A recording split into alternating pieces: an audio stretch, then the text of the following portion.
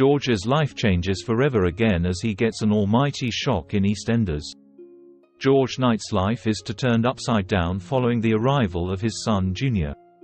George has had a turbulent few months since his mum Gloria passed away earlier this month after suffering a severe heart attack outside a courtroom.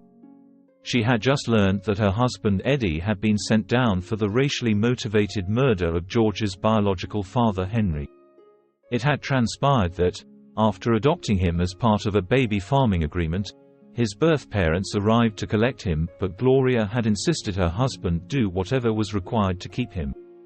On her deathbed, she made peace with George, and asked him to ensure she was cremated and not buried next to vile Eddie.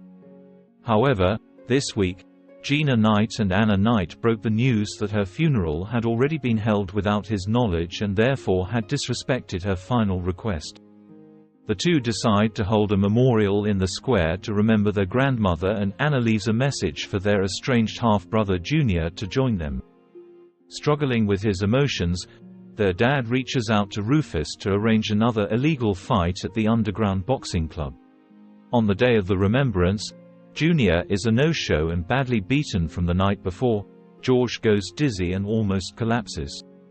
Ex-wife Cindy Beale and pal Phil Mitchell insist he heads to the hospital for a check, and he's dealt the devastating news that he's got a brain injury that is linked to repeated blows to the head.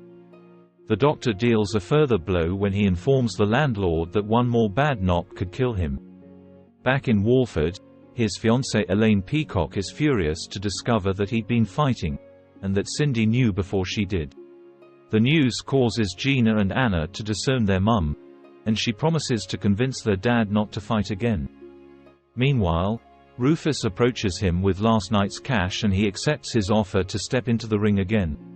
Looking into next week, consumed with guilt, Cindy tells the Knight family about his intentions to fight again and Gina tries to blackmail him out of it. Anna makes a last-minute attempt to stop the fight and leaves another message for Junior, assuming him to be their only hope.